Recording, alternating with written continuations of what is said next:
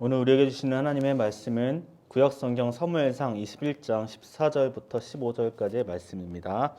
아기스가 그의 신하에게 이르되 너희도 보거니와 이 사람이 미치광이로다. 어찌하여 그를 내게로 데려왔느냐.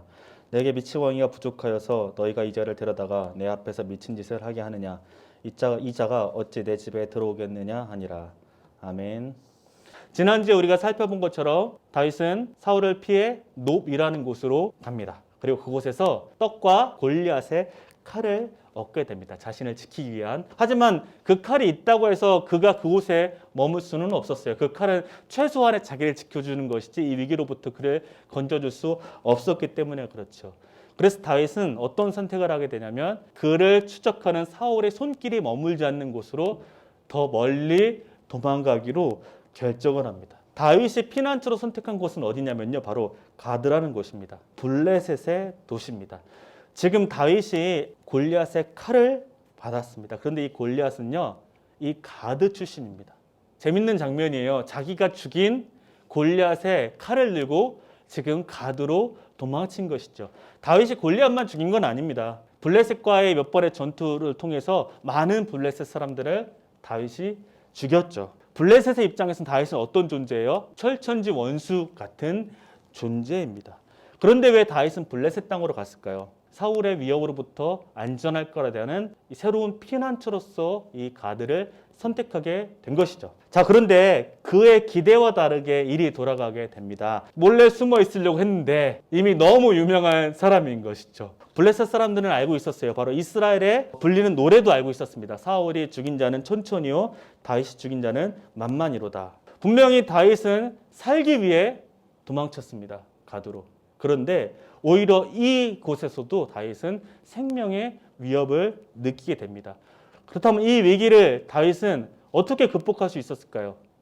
그래서 그는 그들이 보는 앞에서 미친 척을 하였다. 왜 미친 척을 했을까요? 그만큼 다윗은 지금 절박한 상황에 처해 있는 것이죠. 그런데 다윗의 연기가 상당히 수준급이었던 것 같아요. 왕과 신하들이 깜짝같이 속아 넘어갑니다. 이러한 경험을 바탕으로 다윗은 시편 34편을 기록합니다. 다윗은 자신의 생명을 지키기 위해서 가드로 왔습니다. 성경에 보면 하나님께 물어봤다고 이야기하고 있지 않죠. 아마도 자신의 생각에 이 길이 나의 피난처고 그곳이 사울로부터 나를 건질 유일한 곳이라고 확신했는지도 모릅니다. 하지만 성경은 우리에게 분명히 이야기하죠. 오직 우리가 믿고 의지할 대상은 바로 하나님뿐이라는 사실을 선포합니다. 우리의 소망이 우리가 가진 무언가, 우리에게 놓인 환경이 아니라 나를 사랑하여 나를 위해서 자기 생명까지 아끼지 않고 주신 예수님께만 있다는 것이죠. 우리가 앞으로 인생을 살다 보면 여러 어려움을 만나게 될 것입니다. 다윗도 지금 이 어려움을 왜 겪게 됐습니까? 사울의 이 위협 가운데 그 반란이나 이렇게 나간 것이 아니라 그냥 묵묵하게 참고 견디고 도망가는 길을 선택했을 때 겪게 된 어려움이지 않았습니까? 그런데 이 19절 후반부에 다윗을 통해 이야기하십니다. 의로운 사람에게는 고난이 많지만 주님께서는 그 모든 고난에서 그를 건져주신다. 그렇습니다, 여러분. 우리를 건져주시는 분이십니다. 먼저는 우리를 죄와 사망의 문제로부터 우리를 구원하셨습니다.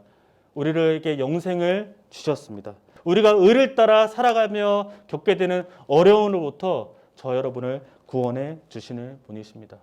우리는 의지할 대상을 찾습니다만 우리 오늘 말씀을 통해 하나님은 우리에게 분명히 말씀해 주고 계십니다. 다른 것에 소망을 두지 말고 너의 생각과 너의 환경과 너의 힘에 소망을 두지 말고 오직 하나님께만 소망을 두고 오직 하나님만을 나의 피난처로 삼아라 라고 말입니다. 하나님만을 피난처로 삼는 저와 여러분이 되시기를 주님의 이름으로 축복합니다. 기도하겠습니다.